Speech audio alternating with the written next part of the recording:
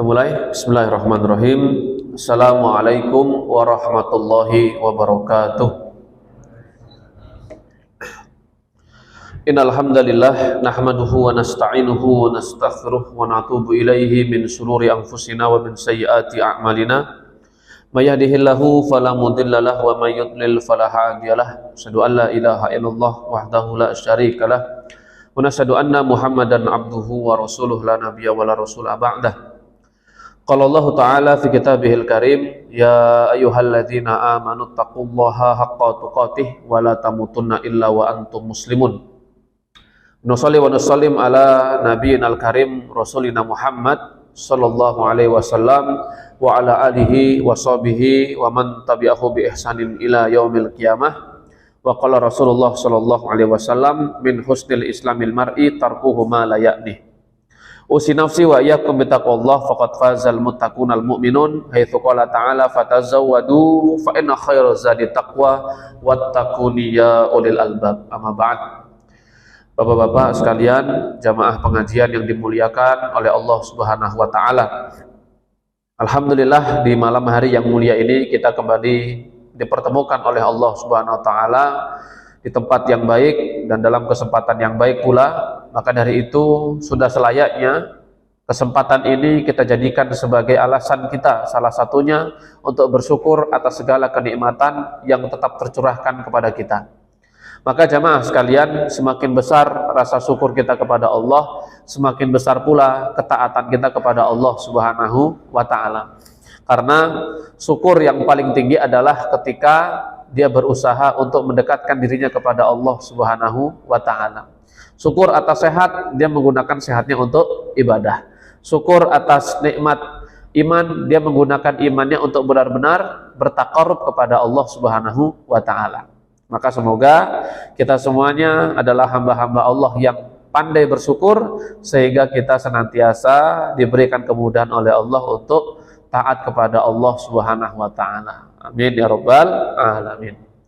Kemudian yang kedua kalinya, sholawat teriring salam semoga senantiasa tercurahkan kepada Nabi yang mulia Rasulullah Muhammad sallallahu alaihi wasallam, kepada keluarga beliau, kepada para sahabatnya, kepada para tabi'in, tabi'ut tabi'in, dan orang-orang yang sikoh dalam menjalankan sunnahnya.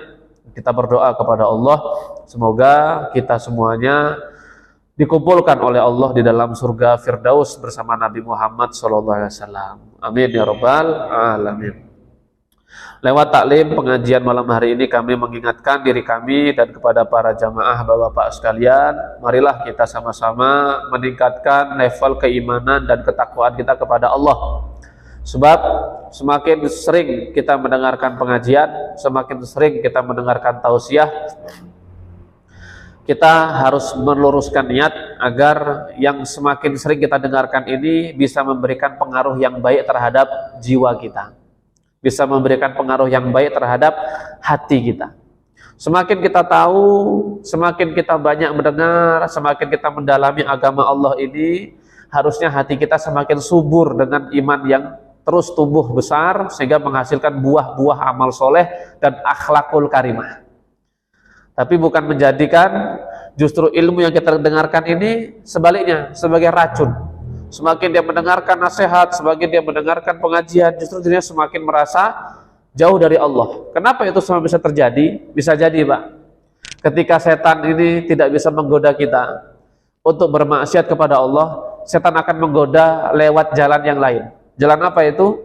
Kita akan dihembuskan perasaan bahwa kita ini adalah orang yang sudah benar, adalah orang yang sudah paling soleh, adalah orang yang sudah paling baik akhlak dan amalnya. Karena setan itu sangat pintar sekali goda kita. Jadi ketika mereka tidak bisa membuat kita jadi terjerumus ke dalam maksiat, mereka akan goda kita dengan amal soleh yang kita kerjakan, kita dibuat bangga diri. Lihat, kamu sekarang sholat. Banyak orang yang nggak sholat itu di luar sana. Dibuat bangga hati kita, Pak. Lihat sekarang kamu amal soleh ini dan itu. Dibuat bangga kita dengan amal soleh itu, sehingga kita berusaha untuk meremehkan orang lain dan merasa cukup dengan amal soleh itu. Hati-hati, itu adalah godaan setan dalam bentuk yang lain. gitu ya, dalam bentuk yang lain. Dan justru malah kadang-kadang manusia tuh kalahnya dalam hal ini. Kalau maksiat sudah jelas hitam putihnya, gitu ya. Dosa sudah jelas hitam putihnya. Tapi kalau ini dosa, tapi halus sekali setan masuknya itu. Nah, maka jamaah sekalian, di awal perjumpaan kita kali ini, mari kita luruskan niat supaya ilmu yang kita dengar, pengajian yang kita ikuti itu mampu menambah kekuatan iman dan takwa yang ada dalam hati kita semuanya, sehingga kita menjadi hamba-hamba Allah yang masuk surga, yang masuk Jannatul Firdaus karena memiliki ketakwaan yang luar biasa di hadapan Allah Subhanahu wa taala. Amin ya rabbal alamin. Gimana kabarnya Bapak-bapak, sehat? Sehat semua? Alhamdulillah. Semoga kita senantiasa dilindungi oleh Allah Subhanahu wa taala dari bala, musibah, wabah, penyakit, azab, maksiat, dosa, ya, sehingga di dunia kita selamat, di akhirat kita mendapatkan nikmat, ya. Baiklah jamaah sekalian yang dimuliakan oleh Allah Subhanahu wa taala, pada kesempatan malam yang mulia ini kami akan membahas satu pembahasan yang cukup penting. Pembahasan ini ditulis oleh Imam Az-Zahabi di dalam kitabnya Al-Kabair. Imam Az-Zahabi menulis buku judulnya Al-Kabair. Apakah itu Al-Kabair?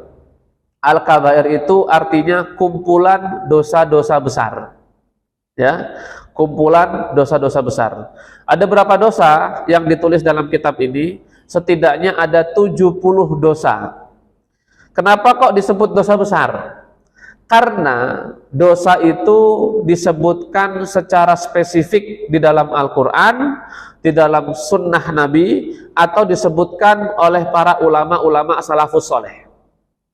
Ya, di antaranya dosa syirik, di antaranya dosa membunuh jiwa yang tidak dihalalkan darahnya, di antaranya berbuat durhaka kepada orang tua, itu kan disebutkan dalam Al-Quran. Maka dosa-dosa tadi ada di dalam kitab ini. Nah, tentu kita tidak bahas 70-nya, ya. Kita akan membahas satu permasalahan dosa yang semoga ini bisa mengingatkan kita semuanya akan pentingnya amal soleh tersebut sehingga kita tidak melanggarnya. Dosa apa itu? Dosa tersebut dituliskan di dalam urutan dosa yang keempat. Berarti kalau dari urutan dosa, ini masih dosa yang paling atas, gitu ya. Kalau kita nanya anak-anak kita, ranking berapa? Masuk 5 besar enggak? Gitu ya. Ini masuk dosa 5 besar. 5 besar dari dosa yang disebutkan di dalam kitabnya Imam Az-Zahabi ini. Berarti kalau 5 besar, kalau kita ngelihat ranking 5 besar itu biasanya orang-orang yang pintar-pintar, nilainya gede-gede gitu ya. Kalau dari segi dosa, berarti dosa ini bentuk dosanya atau bentuk maksiatnya termasuk maksiat yang besar di antara 5 itu. Ya, ini menduduki posisi yang keempat, the big four, itu istilahnya ya. Jadi jamaah sekalian perlu kita, karena memang dosa ini adalah dosa yang mungkin secara tidak sadar sering kita lakukan. Ya. Apa itu? Beliau membahas dosa yang keempat adalah tarkus sholah, meninggalkan sholat. Ya, dosa meninggalkan sholat dalam kitab beliau ini ditulis menurut beliau adalah dosa urutan yang keempat. Ya, dosa urutan yang keempat. Yang pertama apa? Syirik. Tentu yang paling besar adalah syirik. Kenapa syirik paling besar? Karena dosanya tidak diampuni oleh Allah kalau dia tidak bertobat sebelum meninggal. Tapi kalau dosa meninggalkan sholat, nanti akan kita bahas ya, bagaimana ancaman, bagaimana azab yang Allah siapkan untuk mereka yang meninggalkan sholat. Nah, jamaah sekalian yang dimuliakan oleh Allah Subhanahu wa taala, uniknya meskipun judulnya adalah dosa meninggalkan sholat, tapi beliau itu ya menuliskan secara langsung bagaimana ancaman orang yang meninggalkan sholat itu tidak di depan, tapi justru di belakang, Pak. Ya, jadi kalau para ulama nulis buku itu, Pak, mereka tuh nulis itu tidak asal-asalan. Mereka tuh penuh dengan penghayatan. Kenapa kok ini ditempatkan di awal? Kenapa kok di tengah? Kenapa kok di akhir? Kalau kita lihat, Yang kita bahas ini, judul besarnya adalah meninggalkan sholat. Tapi ternyata yang dibahas di awal itu oleh beliau bukan meninggalkan sholat, tapi apa? Melalaikan sholat atau menyia-nyiakan sholat. Nah, ini menarik untuk kita bahas. Kenapa beliau kok justru yang ditulis pertama di awal pembahasan ini bukan langsung dosa meninggalkan sholat, ancamannya apa?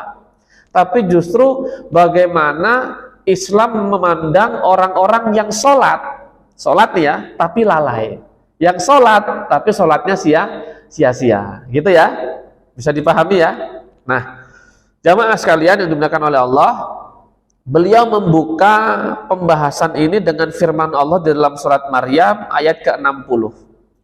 Artinya, maka datanglah sesudah mereka pengganti yang buruk, yang gemar menyia-nyiakan sholat dan memperturutkan hawa nafsunya.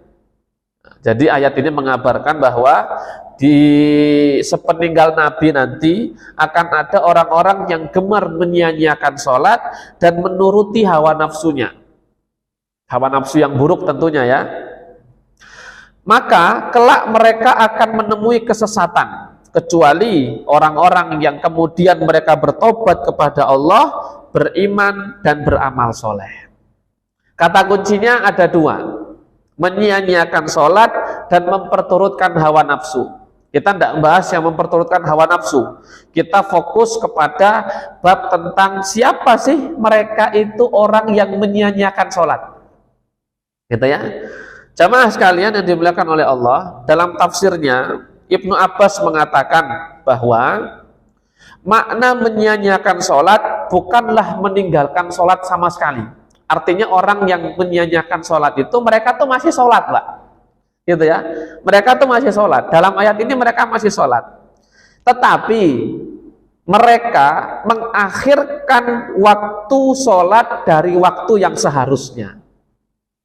Jadi nomor satu, yang termasuk kategori orang-orang yang menyia-nyiakan sholat adalah apa?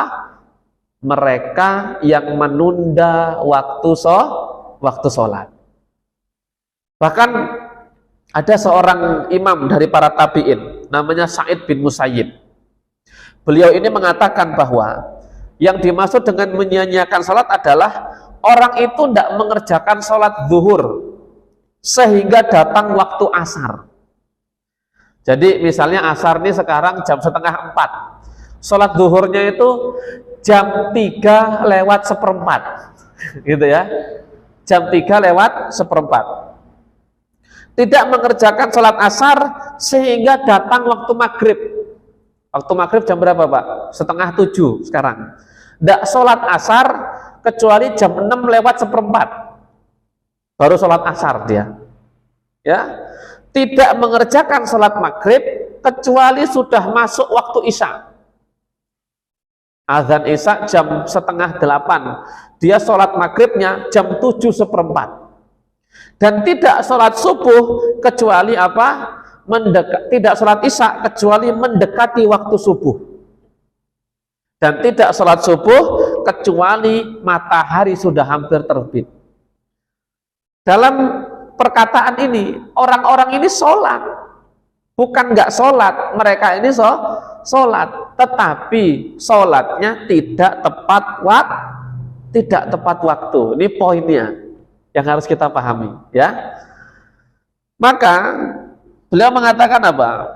Barang siapa yang mati dalam keadaan terus-menerus melakukan hal ini, kata beliau, kemudian tidak bertobat kepada Allah. Bertobat itu minta ampun pertama. Yang kedua, tidak ngulangi lagi. Ya, kalau pagi tobat, ya Allah, mohon maaf ya Allah, saya tobat subuhnya kesiangan. Besok subuh diulangi lagi, nah itu tidak tobat namanya, Pak. Tobat itu apa? Sekarang minta ampun, besok melakukan yang lebih baik, bukan lebih parah. Sekarang sholat subuh 5:30, sudah tobat, besok 6:30 sholatnya. Nah itu nggak tobat namanya ya, lebih parah. Kata beliau, mereka yang melakukan ini nggak bertobat, Allah menjanjikan sebuah tempat namanya ghoi, ya, namanya ghoi. Apakah Ghoi itu? Ghoi itu adalah sebuah lembah di dalam neraka jahanam yang sangat dalam dasarnya dan sangat tidak enak rasanya. Ya, itu ancaman untuk mereka yang sholat tapi suka menunda-nunda waktu sholat, jamaah sekalian. Nah, ini PR kita semuanya. Kadang-kadang kesibukan dunia itu membuat kita ini meremehkan sholat. Dan jangan dipahami, Pak, sholat itu misalnya gini ya, sholat zuhur, oh batasnya sampai sholat asar. Sholat asar batasnya sampai sholat maghrib. Sholat maghrib batasnya sampai waktu isya. Sholat isya batasnya sampai subuh. Nanti jenengan bingung sholat subuh. Sholat subuh batasnya kapan? Kalau pakai patokan tadi berarti batasnya zuhur, gitu ya. Jadi tidak bisa kita memahami seperti itu.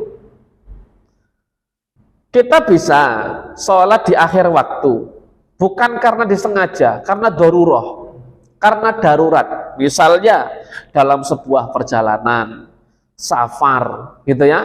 Kemudian jenengan tidak ketemu masjid, tidak ketemu tempat ibadah, ya, maka boleh ditunda sampai tempat. Ternyata sampai tempat setengah 3, padahal asarnya jam 3. Lagi di tol misalnya, rest areanya jauh sekali.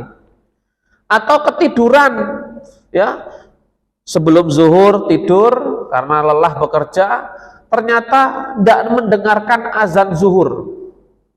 Sampai jam setengah 3 barulah dia terbangun karena sudah kenyang tidur, bangun. Nengok jam, setengah 3, belum sholat zuhur. Kalau ini terjadi sekali-kali tidak masalah, gitu ya. Tapi kalau tiap hari masalah. Kalau sekali-kali tidak masalah. Tapi kalau berkali-kali diulang terus, sekarang kesiangan, besok terlambat, besok kesiangan, besok terlambat, gitu terus, ya. Maka ini ada masalah. Masalahnya apa? Bisa jadi tidurnya kurang benar, tidak baca doa, bisa jadi hatinya belum ikhlas, gitu ya. Nah, jamaah sekalian yang dimuliakan oleh Allah, ini ancaman pertama. Jadi orang yang menyia-nyiakan sholat, kita pahami bahwa mereka adalah orang-orang yang menunda-nunda waktu sholat. Jadi sekarang kita ini berusaha, Pak, sholat itu tepat waktu. Urusan pekerjaan bagaimana? Ya, jenengan kerja itu nyari apa toh? Nyari duit kan? Sekarang yang ngasih duit siapa? Bos. Ya, duitnya bos itu yang ngasih siapa? Allah. Apakah iya kita ini mencari duit yang ngasih Allah, tapi ketika Allah minta kita sholat, kita sepelekan? Sopan enggak kira-kira kita sama Allah? Enggak baik, Pak. Enggak sopan, gitu ya. Ada orang tua ngasih kita duit, gitu ya, ngasih kita uang, nih untuk kamu sangu. Tapi ternyata besoknya kita durhaka sama mereka. Sopan enggak? Sama orang tua saja kita enggak sopan, enggak boleh kayak gitu. Apalagi sama Allah Subhanahu wa Ta'ala, yang bukan cuma ngasih kita rezeki, ngasih kita lengkap anggota badan, ngasih segala apa yang dibutuhkan, Allah yang ngasih kita. Maka ma'asyiral muslimin yang dimuliakan oleh Allah, golongan pertama yang mereka ini adalah orang-orang yang menyia-nyiakan sholat, adalah mereka yang mengakhirkan waktu sholat.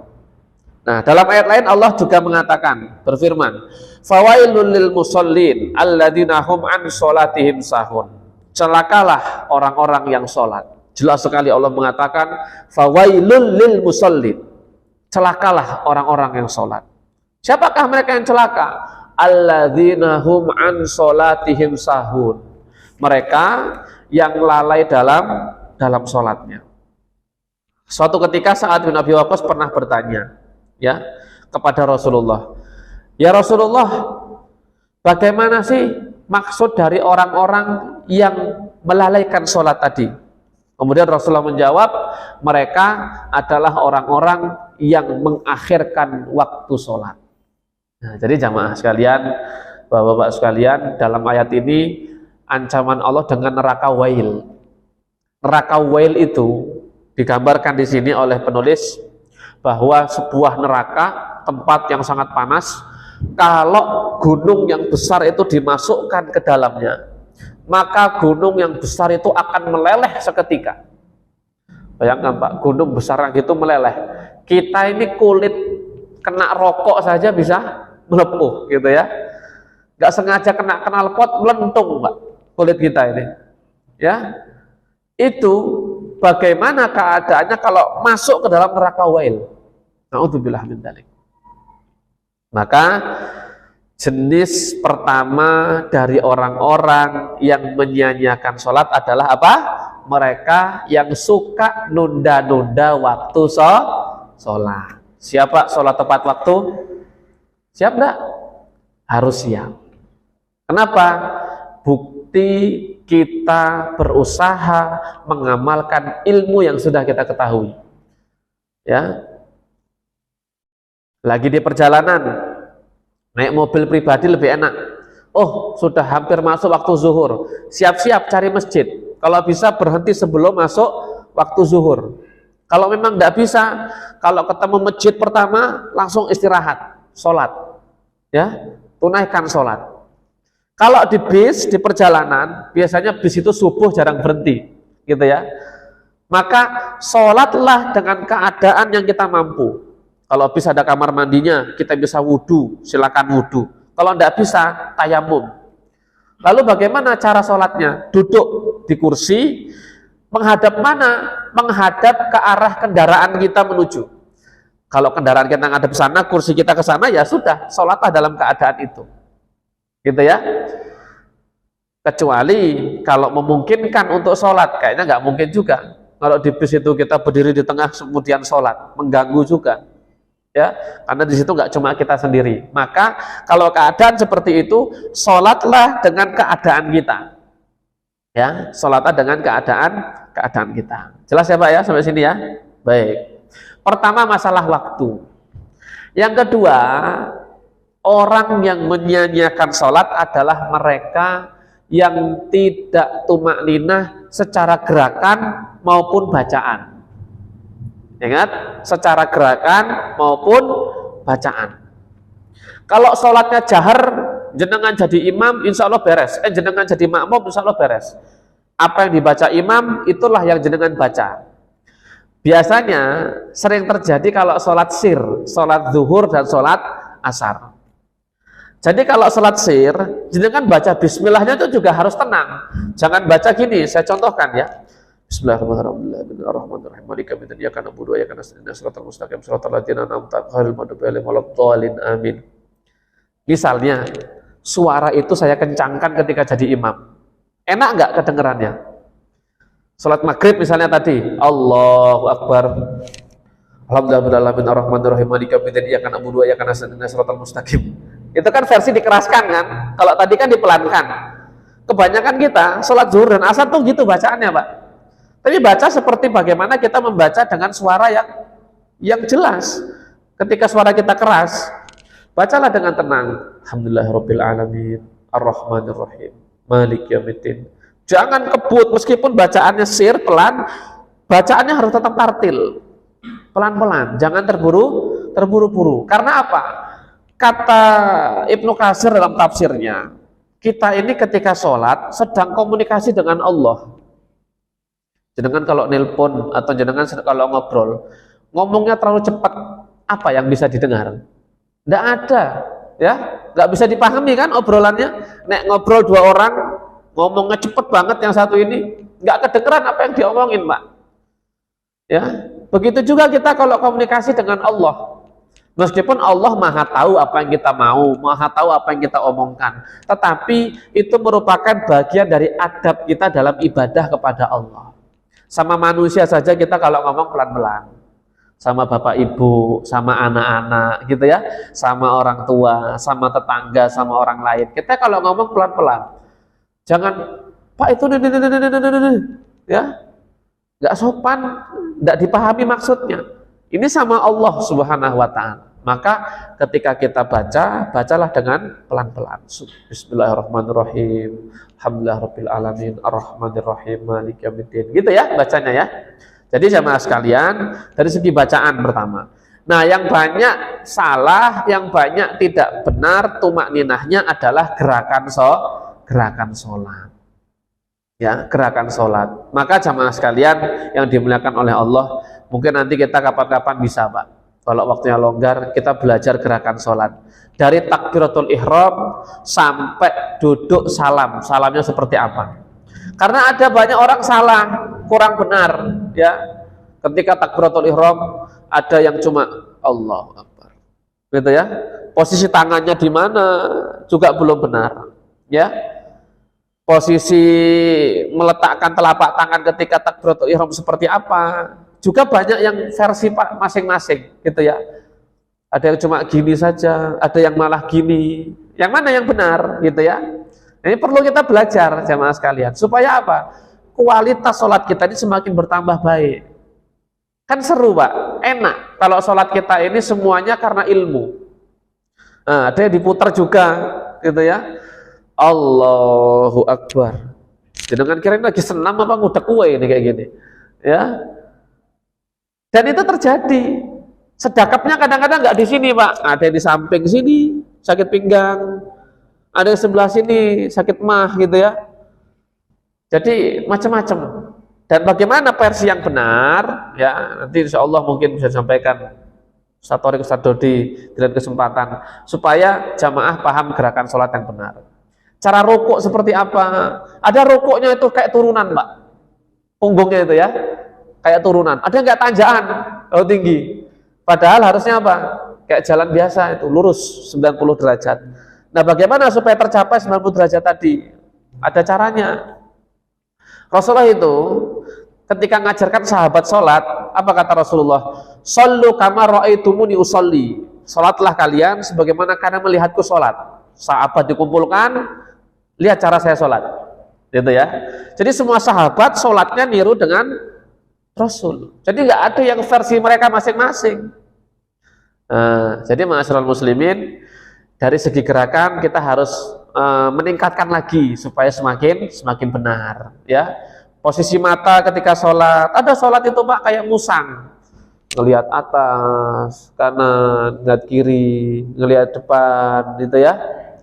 Ngelihat baju partai depannya, gitu ya.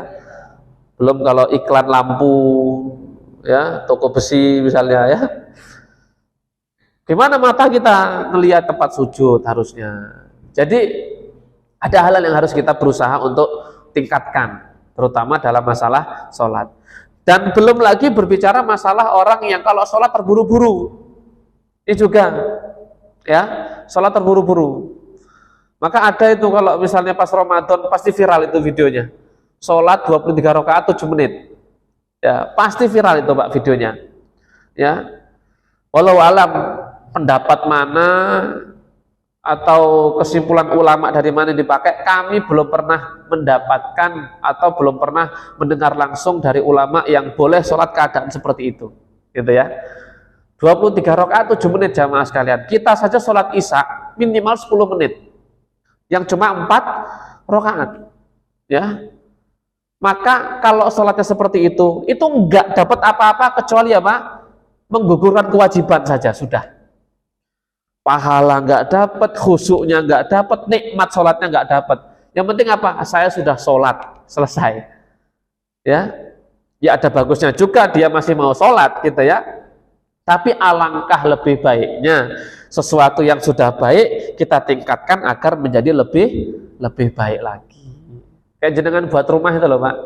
Awalnya cuma bata polosan, nanti punya rezeki lagi dilepol, habis itu tanahnya di semen, sudah punya uang lagi semennya diganti keramik, gitu ya. Nanti sudah punya uang lagi dicat, punya uang lagi nanti buat pelapon, punya uang lagi bangun dapur, kan gitu ya. Rumah tetap rumah, ya, tapi terus di-upgrade ilmunya, di-upgrade kualitas rumahnya supaya lebih bagus, lebih nyaman. Ya, nanti agak bagus lagi kita pasang AC di kamar biar tidurnya enak, nggak kepanasan. Lebih bagus lagi nanti kita buat taman di belakang, kan gitu. Sholat pun gitu. Oh, kemarin belum sholat, sekarang sudah sholat. Sekarang harus bagaimana caranya biar sholatnya tambah bagus. Belajar bagaimana sih cara takbiratul ihram itu seperti apa.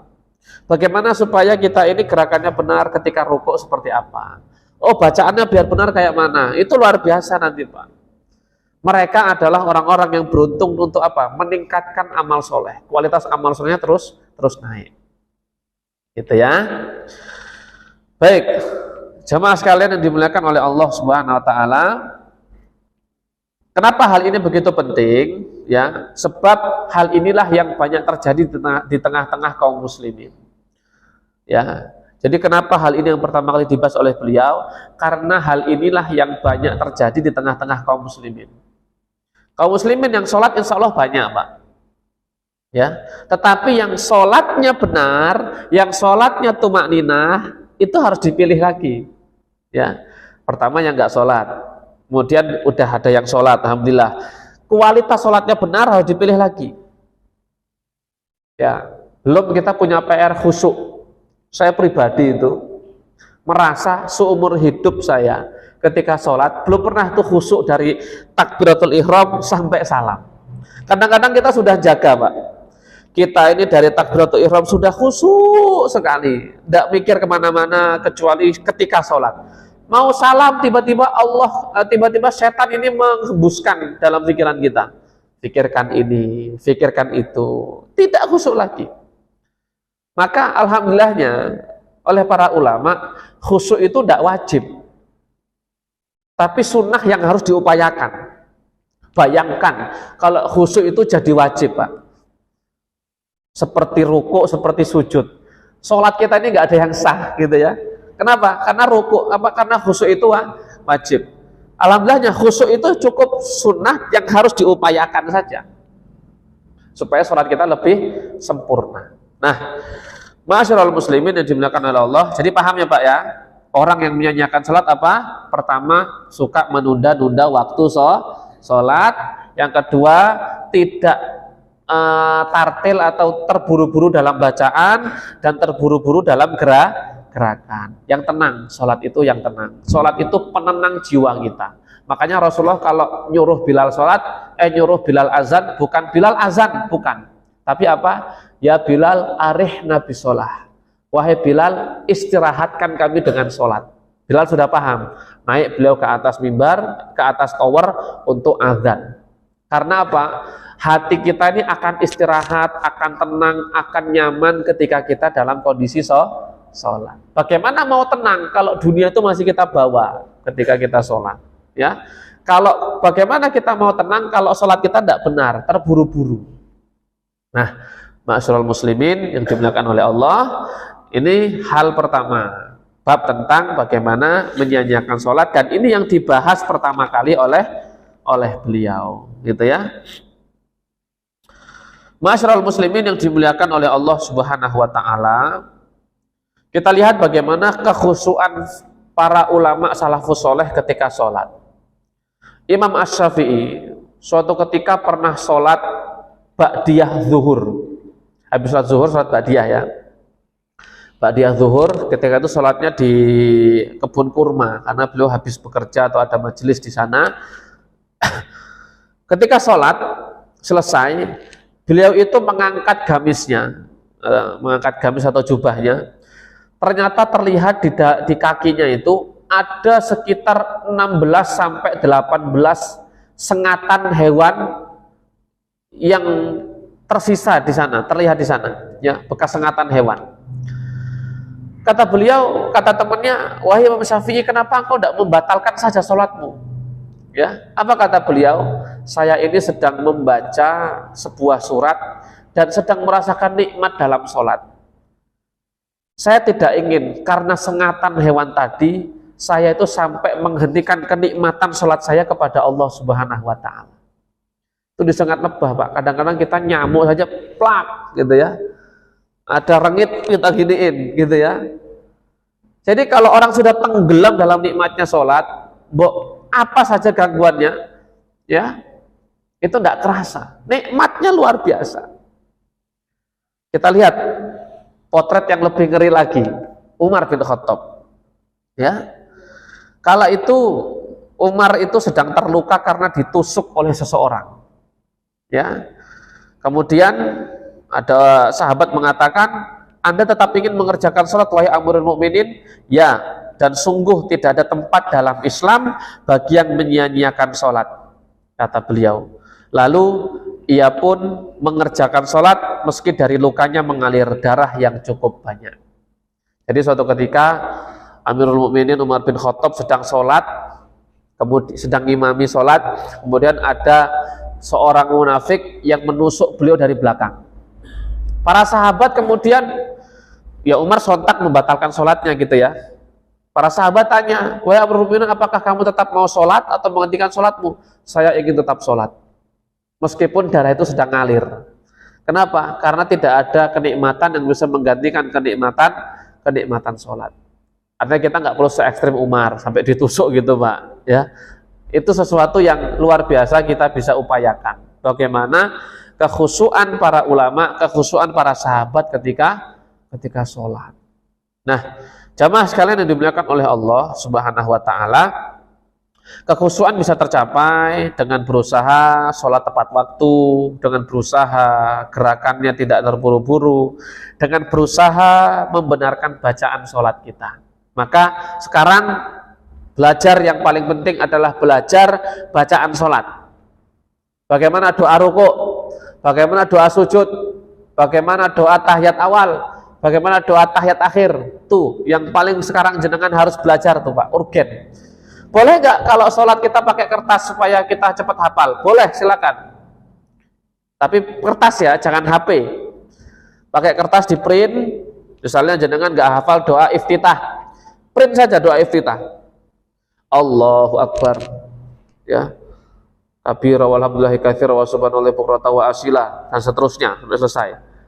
Kalau nggak bisa bahasa Arab gimana Pak Ustadz? Pakai tulisan Indonesia, gitu ya. Tulisan Indonesia, kabiro tulis KBIRO, gitu ya. Tidak apa-apa. Setelah selesai doa iftitah, bawahnya lagi doa ketika rukuk, doa ketika sujud, doa ketika tahiyat duduk di antara dua sujud, doa ketika tahiyat awal, doa ketika tahiyat akhir. Nah, tulis itu, ya. Kalau malu, kerjakan ketika sholat di rumah, sholat sendiri. Kalau malu, ya biasanya kalau sholat jamaah gini nggak enak kita kelihatan. Sholat ketika di rumah, ketika tahajud malam, ketika sholat sendiri di rumah sambil baca itu. Supaya apa? Cepat hafal. Ya.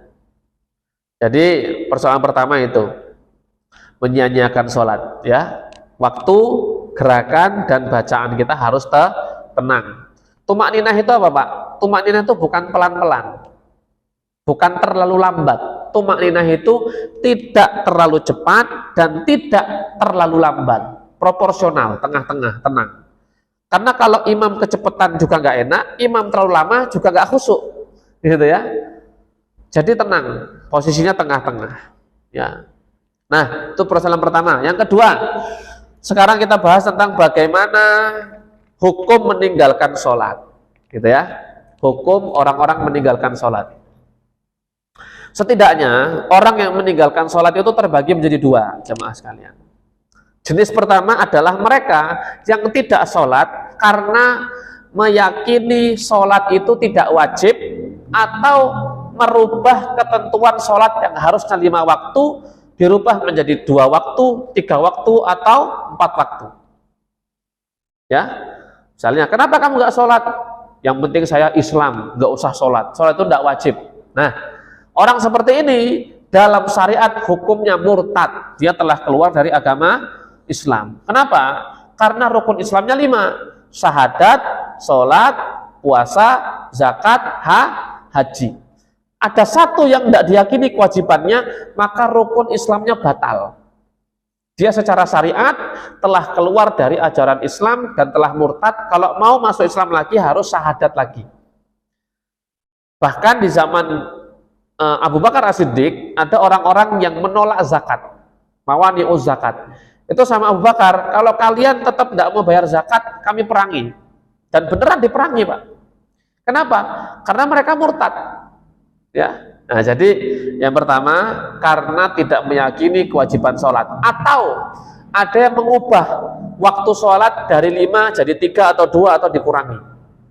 Ada orang-orang yang sholat itu cuma 3 waktu, subuh, zuhur, maghrib, asar gabung ke zuhur, isya gabung ke maghrib. Ada hanya 3 waktu.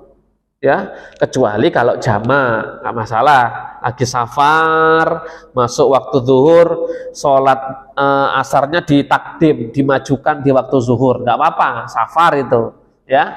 Tapi kalau tidak ada alasan, dia meyakini sholat cuma 3 waktu, maka telah murtad. Kenapa? Karena sholat itu sudah sepaket seperti itu, Pak. 5 waktu, waktunya yaitu sudah ditetapkan, nggak boleh ngubah waktu. Sholat zuhur dirubah di waktu asar, sholat asar dirubah di waktu zuhur, tidak boleh. Atau sholat zuhur dirubah jadi waktu duha, tidak boleh, gitu ya. Sholat subuh, karena subuh itu ngantuk, kita seringnya dingin, sehingga sholat subuhnya jam 8 siang. Biar sholat duha, tidak ada itu. Sholat subuh ya kayak gitu waktunya.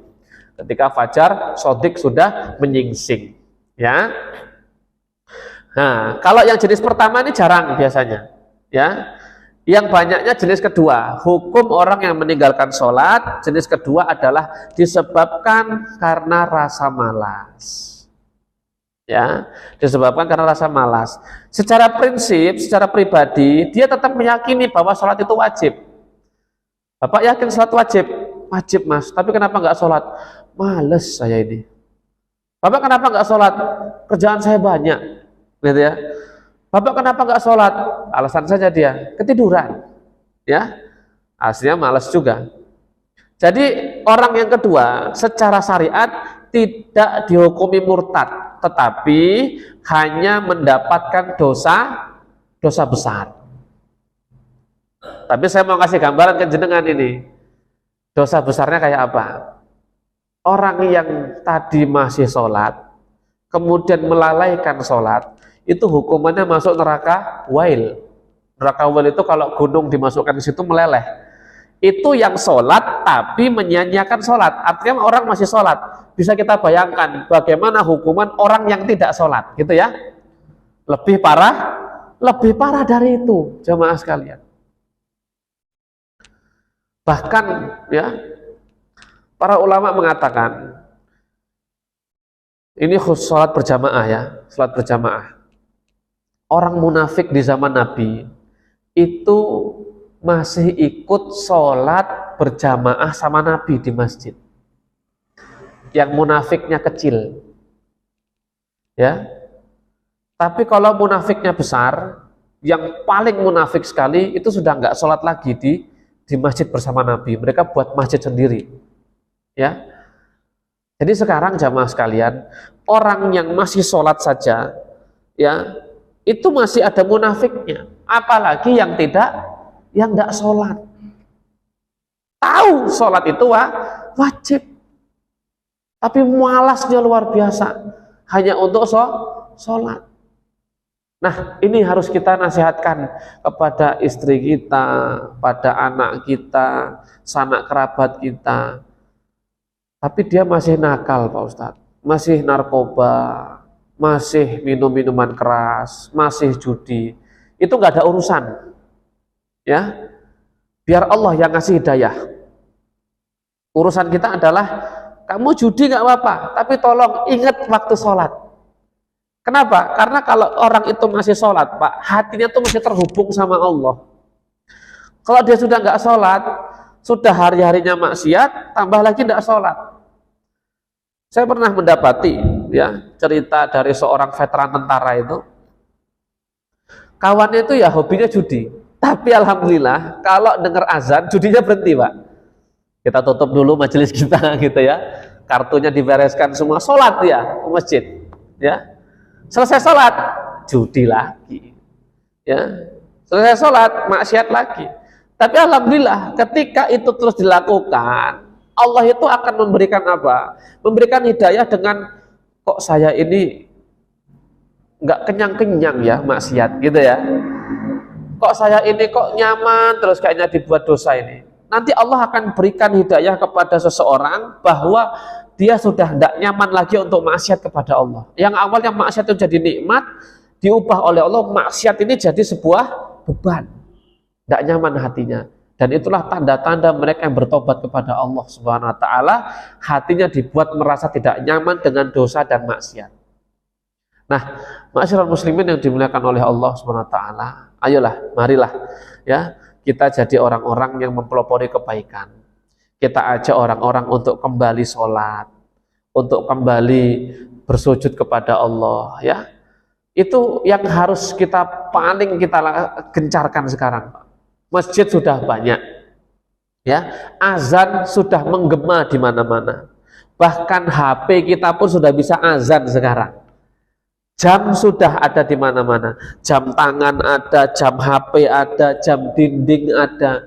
Kayaknya orang sekarang di rumah itu nggak mungkin nggak punya jam, ya.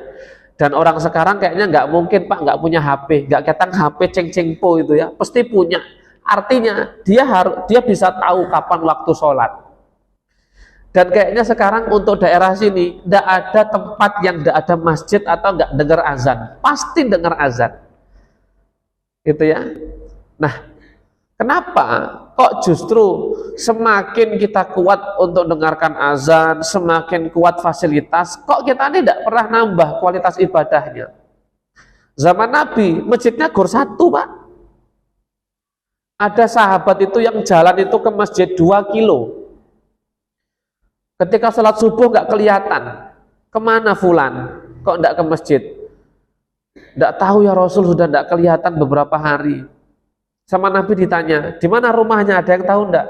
Oh saya tahu ya Rasul, rumahnya jauh sekitar 2 kilometer. Oke, bismillah kita ke sana. Di rumah itu ketemu istrinya Pak, beliau sudah meninggal beberapa hari yang lalu. Itu istiqomahnya sholat berjamaah. Nah ya, jadi jamaah sekalian, marilah kita jadikan sholat itu sebagai kewajiban dan prioritas kita, serta kebutuhan utama kita melebihi kebutuhan-kebutuhan yang lain. Pekerjaan, kesibukan, karir, itu sarana kita untuk menunggu waktu sholat ya. Baik, sekian yang bisa kami sampaikan, semoga bermanfaat untuk kami pribadi dan jamaah sekalian. Semoga kita senantiasa diberikan taufik dan hidayah oleh Allah untuk terus melaksanakan amal soleh dan menjauhi berbagai larangan-larangan Allah Subhanahu wa taala. Jika ada salah dari kata-kata kami mohon maaf. Kepada Allah kami mohon ampun. Semoga Allah senantiasa mengampuni dosa-dosa kita semuanya. Kita tutup dengan hamdalah dan doa kafaratul majelis. Alhamdulillahirabbil alamin. Subhanaka Allahumma bihamdika asyhadu an la ilaha illa anta astaghfiruka wa atubu ilaik. Aqulu qouli hadza astaghfiru minkum barakallahu fikum. Wassalamu alaikum warahmatullahi wabarakatuh.